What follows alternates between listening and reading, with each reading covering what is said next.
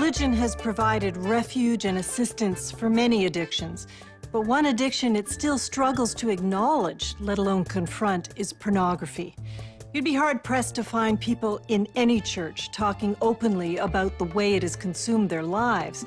That is, until a youth pastor took Jesus' message of love to those for whom pornography has become a problem. January 9th, 2002 was the first show we ever did in Vegas. It was an idea on paper that sounded really good, and then when we got there, we were scared out of our mind. Yes, sir. Hey, how's it going? Good. Y'all going to the back? I just need to unload some stuff. I'm speaking this morning. Oh, okay. These trade shows, I mean, it's just everyday people that attend. It's just a different product that's being sold. So you'll have DVDs, 10 for $20 or 5 for $20, or you'll have a gal that makes movies signing autographs. They're walking around, there's alcohol involved, and there's, you know, women. So it makes for, you know, there's a reason why people show up at this.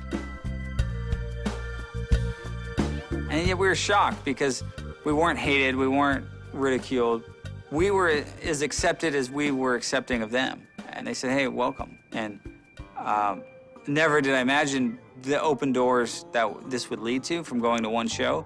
But I think for us, we don't want to just show up once and make the news. We want to be able to show these people that we're for real, that we're not just about press and publicity, and this isn't just a fluke. This is, man, we want to come back and be involved in your lives. The XXX Church is based out of Las Vegas, Nevada. Its founder, Craig Gross, began it as a way of waging a battle on two fronts. First, he's taking on the source of porn, the producers and the industry. But he's also breaking the silence over pornography addiction within church congregations. Rather than condemn people, he feels they are exactly the ones who the church should embrace.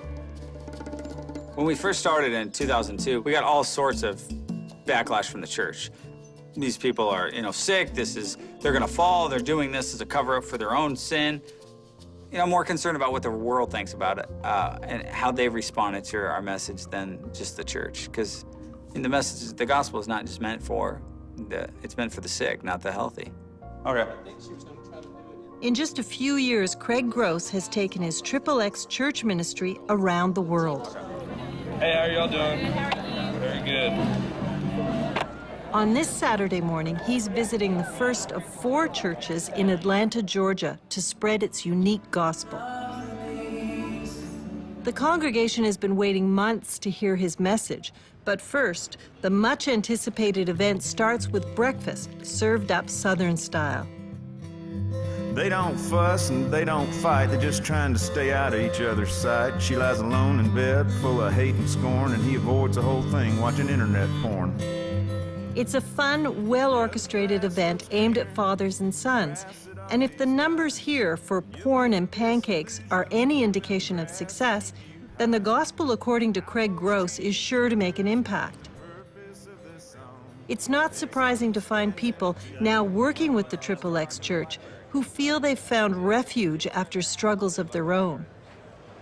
It was an important issue to me with XXX Church because my dad had struggled with pornography as a pastor. I'm a son of a preacher man, and he'd been pastoring for years. And just one day out of the blue, nobody ever knew anything, he was out of a job. We could hear him in his church office crying, and his boss came to us and said, he's no longer preaching here, he's done, pastoral misconduct. We were like, what happened? I was like 17 years old.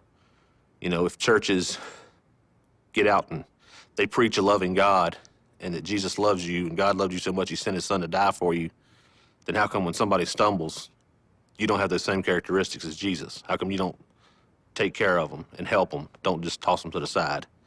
And when I came back to Christ, that's why I'm with XXX Church. I want to let these people know that there is a way. I went through it. I know what porn does to a family. It destroyed my family. This was a struggle, yet nobody was talking about it. We said it was the dirty little secret, and so we decided one day, hey, let's create a website, a safe place that we could create called XXXchurch.com, a safe place online where we could get people help. We could talk the truth about this issue, that this isn't real, first of all. What you're finding in these videos is not real. It's not what you're going to find in a real relationship. It's a cheap substitute. It's not going to satisfy you long term. It's going to actually lead you to things that you never thought you would do. It's something that's very progressive. It's something that God says in his scriptures, you want to run away from this stuff. But we wanted to also tell people on the site that you're not alone, that you're not the only one struggling.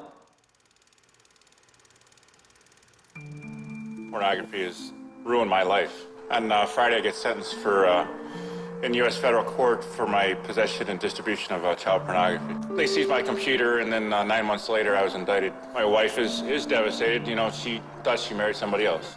And if you think that you have a problem, talk to somebody, talk to your pastor, talk to your friend, talk to somebody, get help for you, because I'm losing 63 months of my life. And every Sunday when I talk about porn, I get a woman that comes up to me after every service. This is why I'm divorced.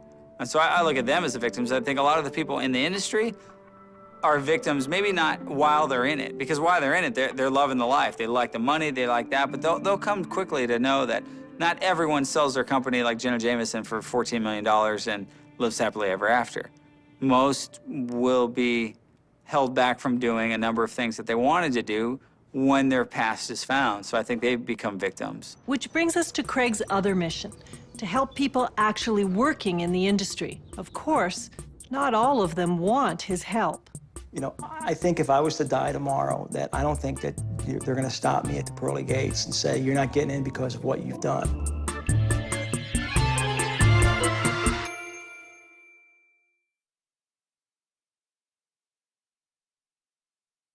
The girls that I would recruit, I would watch go from vibrant, beautiful girls who had big smiles on their face to slowly dead inside. You could see it in their eyes.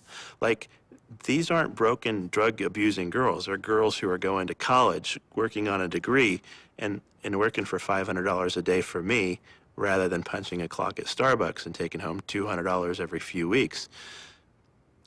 There is a human impact. If John Cornetta feels he hasn't hurt anybody, there are others who feel they have. Cornetta doesn't produce porn, but Donnie Pauling did. That is, until he met Craig Gross. I met him at a porn show, and he told me what his name was, and he told me what he did for a living, and he bragged about the fact that he was a pastor's kid, and now he chose to shoot porn. And on the surface, he acted like it was great. He acted proud of the fact of what he was doing was so great and fulfilling, but deep down inside, I knew that this was leaving him probably emptier than he'd ever been. My very first reaction when I saw XXX Church is I thought they were pornographers that were making fun of Christians. But, you know, when they said, now we're youth pastors, I was convinced that they just wanted to be around us in our party lifestyle. Because I was convinced that this is just something great. Everybody wants it. And this is where part of Craig's success has come from, the ability to recognize people who want help, and not just those attending church every Sunday. These trade shows, I mean, it's the atmosphere spiritually. Someone say, oh, it doesn't exist, but no, it does, because what we've done is we brought spirituality into that room by bringing a Bible and bringing a message of Jesus, and that drums up stories. You know, I'd always justified when a model would call crying, saying that her life was being torn apart by being involved in the porn industry, I'd justify it by saying that they were adults that had signed a release. But now I started feeling more empathy with the girls that we were tearing apart. Let me just go ahead and pray. From time to time when I was walking, not very often, but when the lows would hit, I'd really cry out to God. And I always felt like he was still there. I get the first email from Donnie in August, and this is typical Donnie style. Hey, I can't do porn anymore. Not ready for Jesus stuff at all, but I can't do this. I can explain why, but if you want to help me find maybe some other sort of job out of the industry. P.S. If you tell anyone this, I'll deny it. And then on the day that Playboy offered me another $4,000 a day to film a new series for them, I kind of, I prayed to God, and I kind of felt like it was a turning point. Like that day, he was kind of almost telling me, I have more for you than this, and you have a decision to make. You can go even deeper into this, or you can come to me and get out of it. I started praying again, and I says, God, I think that you just want me to surrender my life to you and trust you. So I did it right in my car, and I called up Craig, and I told him I just gave my life to God.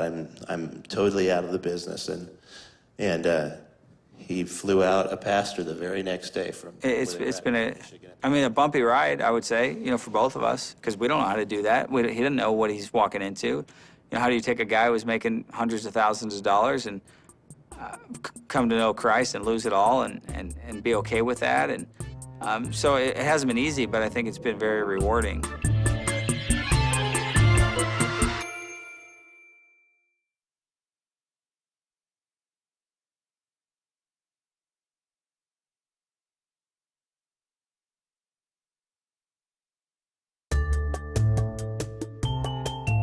The XXX Church's ministry has exploded by engaging an issue most faith communities are loath to touch. There's a sign on the door that says, struggling with porn, 8 a.m. Saturday morning. And then the senior pastors told me, I don't know why no one's here. Donnie Pauling had a successful career in pornography, but couldn't look himself in the mirror. Had the XXX Church not been around, he'd still be producing porn. For Craig Gross, this is what makes it all worthwhile. Helping people is a commitment.